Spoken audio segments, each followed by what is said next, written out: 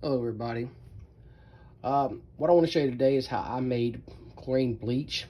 I found a lot of different recipes, and it was anywhere from a quarter of a teaspoon to a gallon of water to a quarter of a cup of pool shock, depending on what kind you were using. They recommended 73. When I bought this, all I could find was the 68 hypochlorite. This is calcium hypochlorite, 68%. So this is the bare minimum they say to use. There's two different types of this pool shock. So just bear that in mind when you buy it. 68% is the lowest that you want.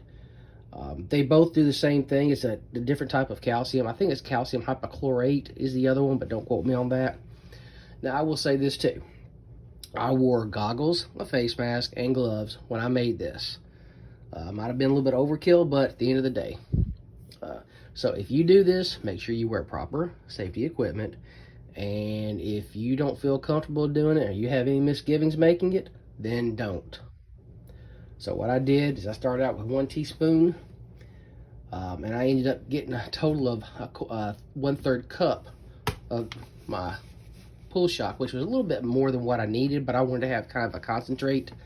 This is actually not 1 gallon.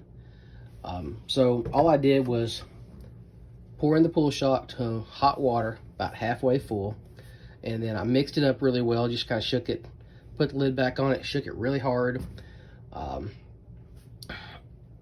just kept adding my small amounts, which, like I said, ended up being 1/3 of a cup. So if I was to do it again, I would use 1/4 of a cup to this container, and that's it. I just use 1/4 of a cup. I'd fill it halfway, pour in my stuff, and then pour in my pool shock, and then I would shake it up, and then add the rest of the water, shake it up again, and then let it sit with the lid open. The instructions I got said to do it for 4 hours. I just left it open while I slept. So it says in the very beginning too, it'll just be a really milky white, which is why you let the lid off, and you let it sit that way, and eventually it comes out looking like this, which basically looks just like bleach. A little bit of yellow tint. Excuse me just a second. Like so many Americans, I have allergies too. So, and it is allergy season. So anyhow, I put mine back in an original chlorine bleach container.